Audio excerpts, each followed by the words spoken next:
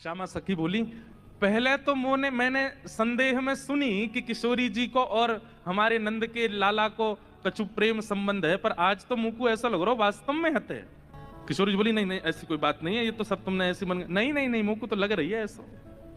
आप इतनों कैसे जानो वाक्य के बारे में, इतनों कैसे मानो वाक्य के बारे में? किशोरी जी एक बात बताऊं? बोले हाँ। बोले मैं अकेली नहीं हूं शिकायत करने वाली, ऐसी अनेक बैठी हैं।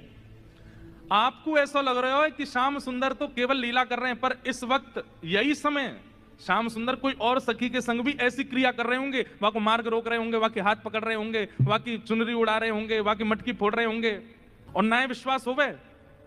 आपको अगर बहुत प्रेम है तो आप श्याम सुंदर को पुकार के देख लो, यदि वो आ जाएं तो मैं मान जाऊंगी। आमेंगे ही नहीं। ठाकुर जी कह रहे हैं मैं तो सामने ही खड़ा हूं, मैं कैसे आऊंगा?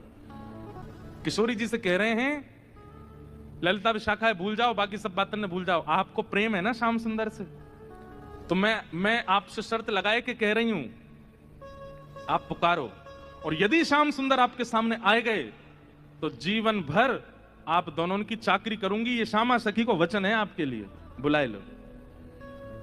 किशोरी जी बोली, देख मोते मत बोले, मैं जानू, मुझको प्रबल विश्वास है कि श्याम सुंदर आ जाएंगे, मैं बस टेर लगाऊंगी और दौड़े दौड़े आवेंगे। श्यामा सखी बोली, आज है जाए ना, बुलाए के देख लो आ जाए कि नहीं। किशोरी जी तुरंत नेत्र बंद करके बैठी और जैसे ही अपने प्रियतम का स्मरण किया है। बात यह है कि जैसे ही नेत्र बंद किए हैं किशोरी जी ने और स्मरण करना प्रारंभ किया, कहां है श्याम सुंदर, कहां है मेरे प्राणनाथ, कहां है मेरे जीवन धन।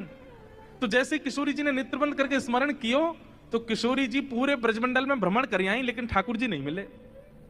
किशोरी जी बोली, हाँ श्याम सुंदर गए कहां, आज मेरे प्राणनाथ गए कहां?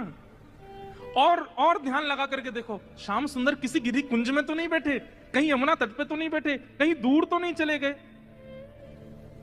दिख क्यों नहीं रहे हैं? और तभी किशोरी जी को ढूंढते ढूंढते ढूंढते दिखाई दियो बरसानो भवन। किशोरी जी कह रही है बरसानो भवन क्यों दिख रहा है? तभी किशोरी जी को दिखाई दियो अपनो ही निकुंज, ये मेरो निकुंज काई को दिखाई दे रहा है? अरे कहीं ऐसा तो नहीं श्याम सुंदर यहीं कहीं छुप करके बैठे हैं? और मन में ध्यान से देखो तो किशोरी जी को अपनो ही अंतःपुर दिखाई देने लगो। किशोरी जी बोली, मेरे अंतःपुर में तो केवल ललिता है, विशाखा है, मैं हूं और श्यामा सखी। और ध्यान लगा करके देखो तो क्षुद्र घंटिका दिखाई देने लगी जो श्यामा सखी ने पहन रखी है। किशोरी जी बोली, ये क्या क्षुद्र घंटिका? ये तो मैंने अभी कहीं, अरे ये तो श्यामा सखी की कमर पे देखी।